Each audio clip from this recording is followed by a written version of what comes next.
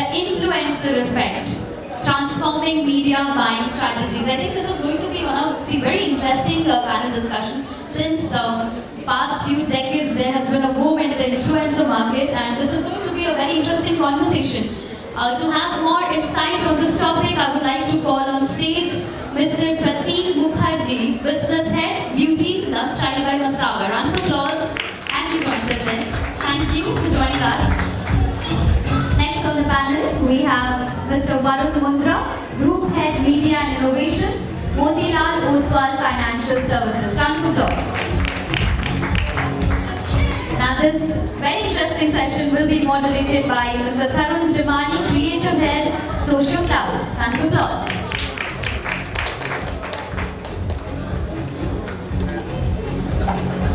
Tharun, I request you to please begin the session.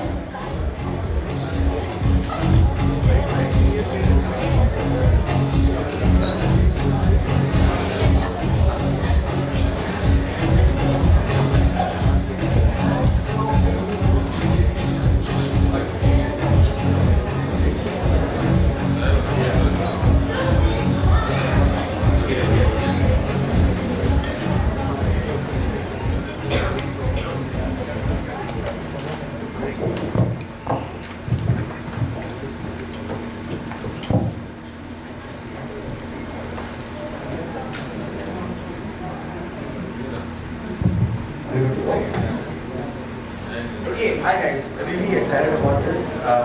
I've personally been advertising from the days of what we call traditional media and digital and of course content and influencer and now I'm starting in the middle of it. But I've always been on the creative side of things. So super excited to have you guys here and get this conversation going. I'll dive right in. Influencers, are they doing more than awareness for us today? Are they driving conversions? Absolutely.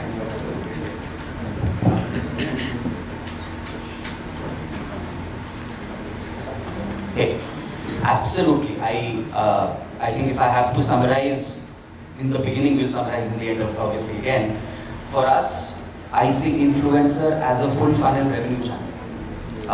In the previous discussion, a very good discussion, we were discussing performance marketing, and I was wondering what fuels the engine. There is an art and then there is a science. The science part, people know, there are experts who know way more, and now AI is going to make it even more easier as per what people are saying. But eventually, what's the content, what's the creative that goes in? And there I can speak for, I work primarily in the beauty personal care sector. The main content fueling the engine is influencer marketing. So gone are the days when it would just be a very nice reel which would run for some time. You would just do a collab between the brand and the influencer. That's BAU, business as usual. But what I'm seeing successfully, a lot of young brands able to do in the 0 to 1 journey is take that piece of content, run that as a performance marketing ad, and get very good ROI. When I say ROI on actual transactions or purchases. So I think influencer marketing is no more just good to have on the table, which was the case probably a few years back. When you see a 360-degree media plan, you need to have a slide on influencer pe kya chal raha hai. But now, when I look at all the 0 to 1 brands, I think it's part of the core strategy, and it is driving direct revenue. Thanks, Pratik. But also, I think this is a very natural fit for your category as well, right?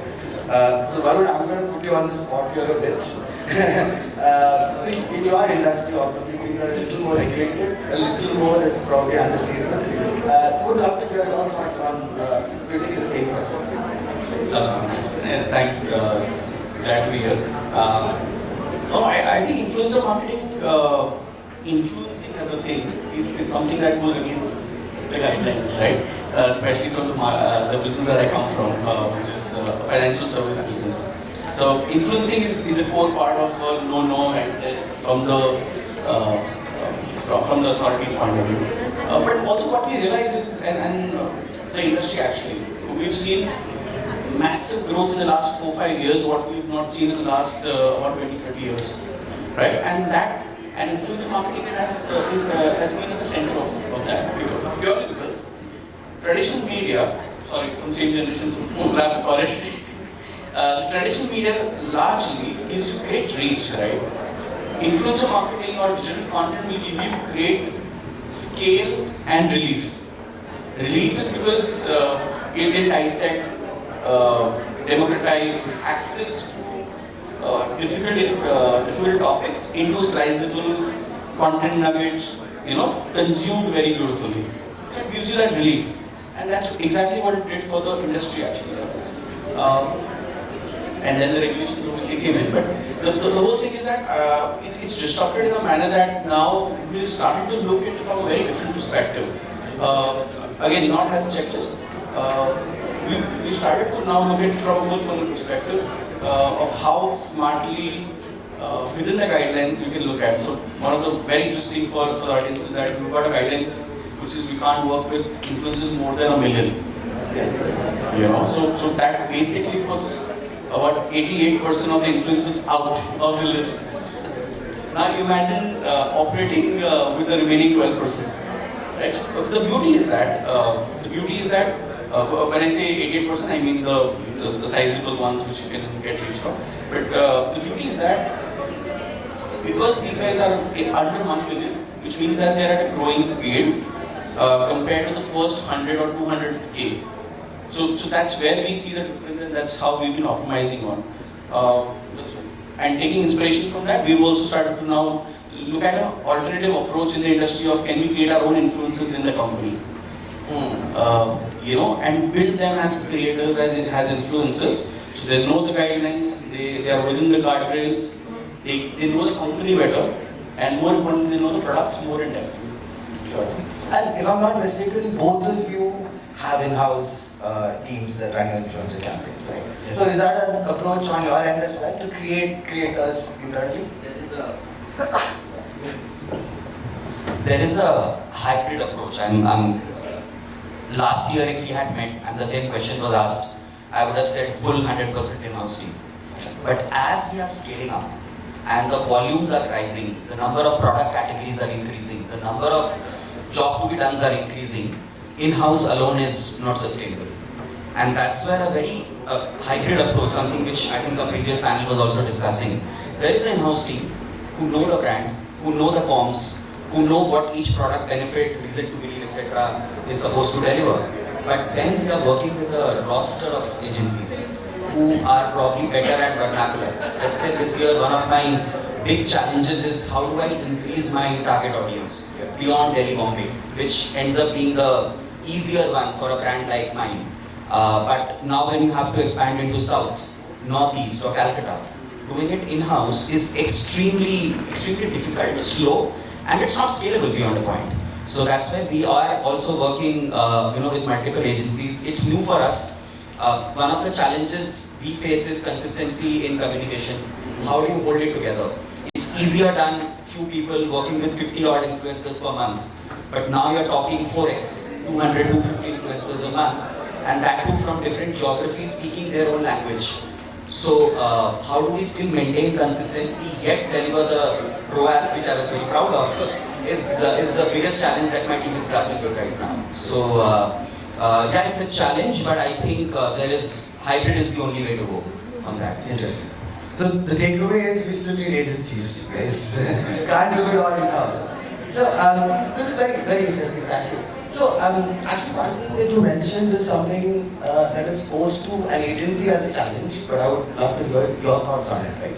Which is making sure the creators stay on brand versus creative freedom and letting the creators sound like themselves, right? Because the audience is probably there for what the creator usually does, right? So from both the sides, of course, would love to know your take on this. Who do you place the onus on? Is it the agency's job? Is it your job to keep the guardrails in place? It's a great debate, I must say, and I would say we are all evolving and learning, and there are no right or wrong answers. At least at the stage we are, as far as influencer marketing is concerned. You are absolutely right to say authenticity of the influencer, the people who follow them. I think that's the reason we chose that influencer. So let's say one of the processes we follow if while choosing an influencer, which I call pre-funnel, is what's their engagement rate. We have something called velocity, which is how their previous few posts or videos have performed. Now, fundamentally, if I'm liking someone on brand and choosing somebody because of their content, I should not doctor the person after choosing the person, right? We should let them speak the way they do, in their own inimitable style.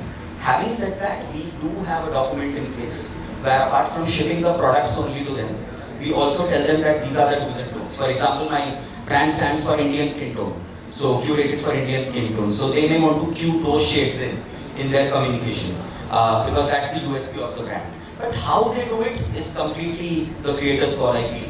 In fact, even if I go with data, I'm typically data driven in these matters, the authentic ones tend to perform better. So I think the way I'll summarize it is the what should be defined by the brand, the how should be led to the creators, unless of course they're flouting some very basic guidelines. They typically don't as professionals. They have also now started to work with so many brands, national brands, that they understand that these are certain guidelines. But beyond it, the telling is completely up to them.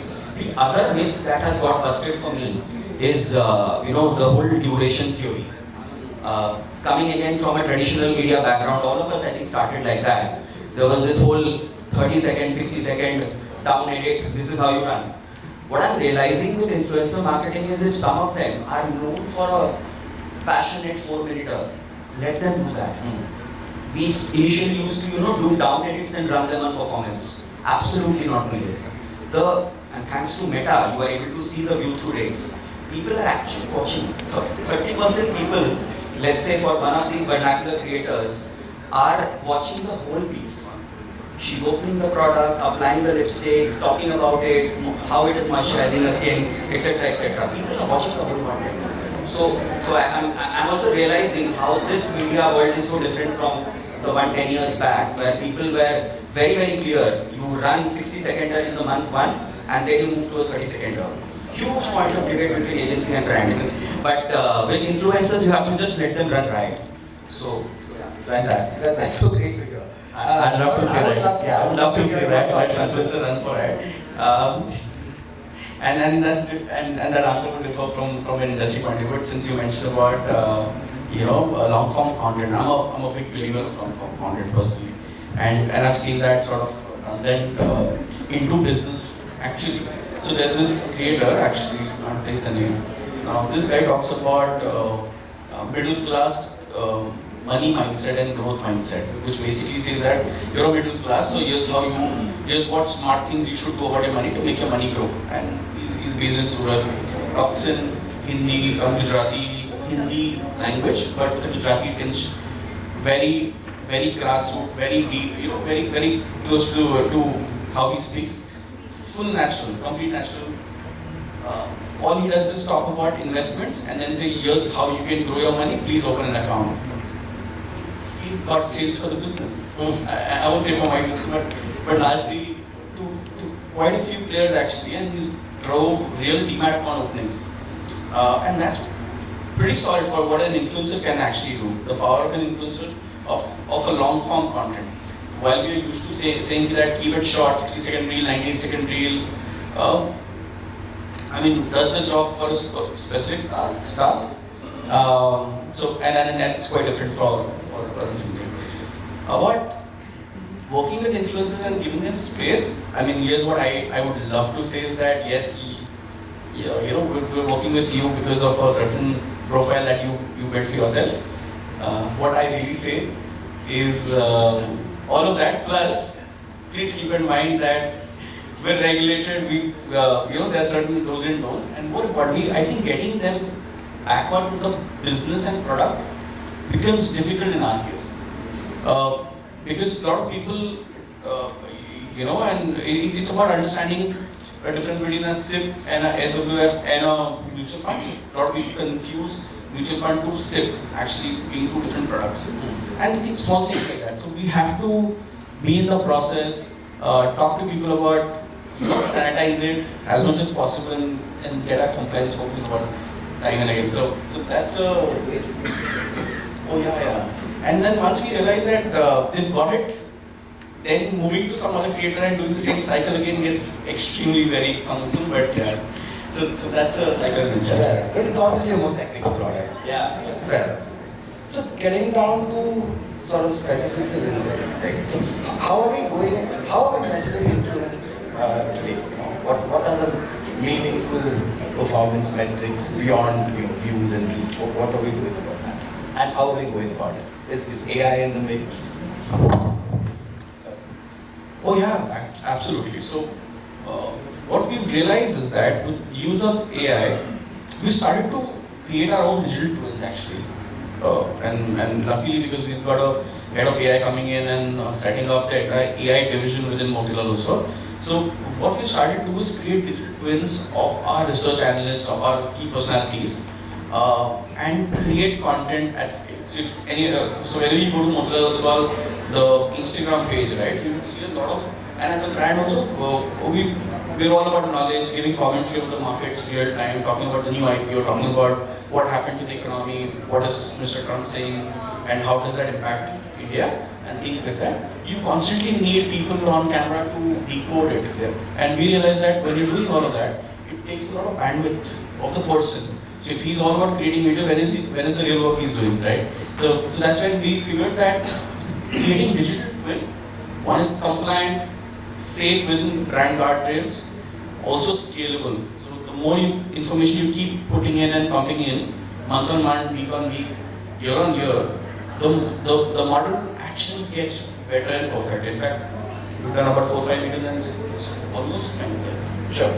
But if you can talk about what is influence also, like what are the metrics we're looking for? Yeah, I understand because you're doing it in-house, maybe it's a little different. Yes. But if you were working with an influencer agency, for example, what are the metrics you would be looking for? Is it still just views and follow counts? Oh no. Surely it's more than that. Yeah, it's much more than that actually. It's much more than, you spoke about velocity and we call it something else. But largely, how we look at a bunch of things actually. How safe he is critically for us, more importantly. Second, does he have the depth of it, right? Of the topic, even if it's a lifestyle influencer. One of the things we started to do is to start working with lifestyle creators because wealth is a big part of the lifestyle. So therefore, how does it intersect and how can we get them to talk about that? So therefore, then the parameters change. Then it's not about the reach and the engagement only. It goes beyond how does it fit to the narrative that we want to drive. Sure. This gets a little tricky. And as you were asking this question, conventional wisdom, I feel, has stopped working as far as measuring influencers are concerned. Typically, the ones who you would think, we call them mega and the big influencers, let's say, with millions of followers. In beauty, you would assume that, okay, if she talks about the product, she does the product launch on her page or something like that, that would have the best revenue metrics.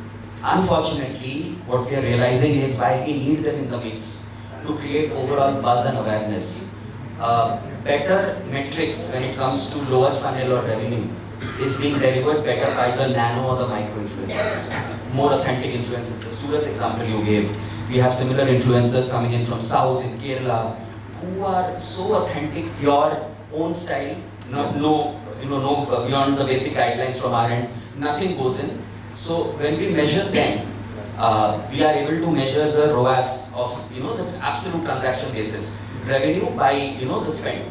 That is doing really well. And we do have benchmarks for each category. There is no one answer that 2 ROAS is good or 3 ROAS is good. It varies by different product categories. Over the years, we have those benches. Apart from that, we still need to work with these, I would say, the mega influencers from a top of the funnel point of view. They may not be getting the transactions, and I'm not going to name any of them, but they are important for the brand positioning.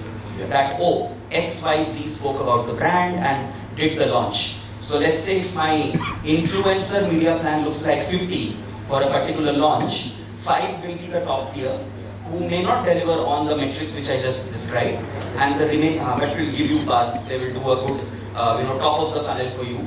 You get the rights from them so that in future you can use those as well for a year or so.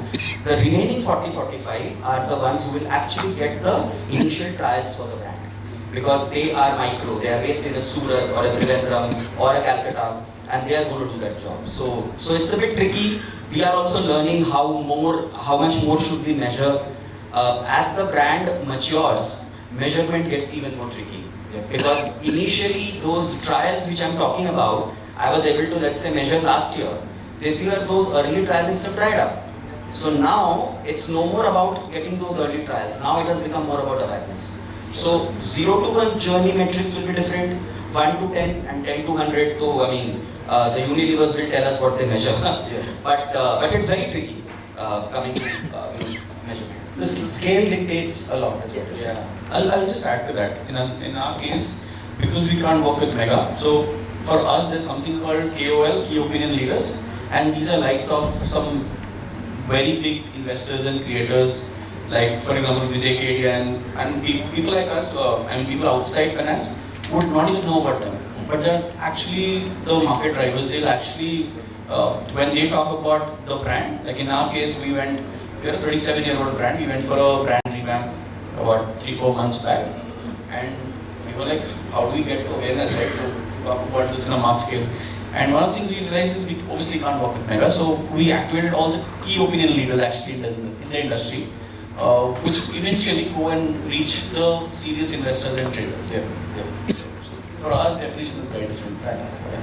And I think one question, and interestingly, somebody mentioned HUL, and those who don't know, but how is the influencer piece, how is it affecting our budget allocations today?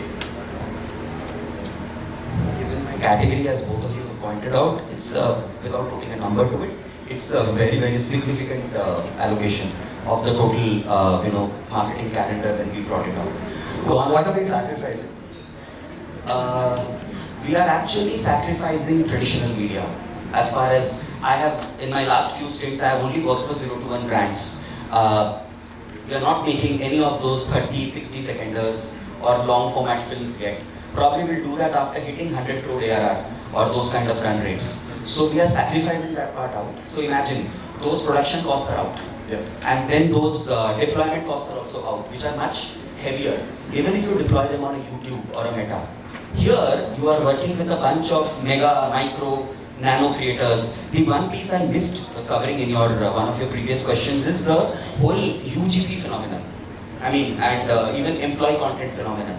I'm sure you guys are all aware of this brand, My News, which sort of played in a category where it's very difficult to get influencers to work on it. So their early days, I'm not sure how they're doing now, but at one point of time, it was all employee content. And because they were simply not getting influencers to sign up for them. Very similar parallel to your industry. So coming back, I think UGC is the next big wave, where it's no more about aesthetics. No one is sort of auditing the quality or how the storyboards look like. There are no STVs for that matter. Yeah. But one, people are watching them in free time and they are also converting. They are clicking on shop now and converting. So I feel UGC is going to be the future.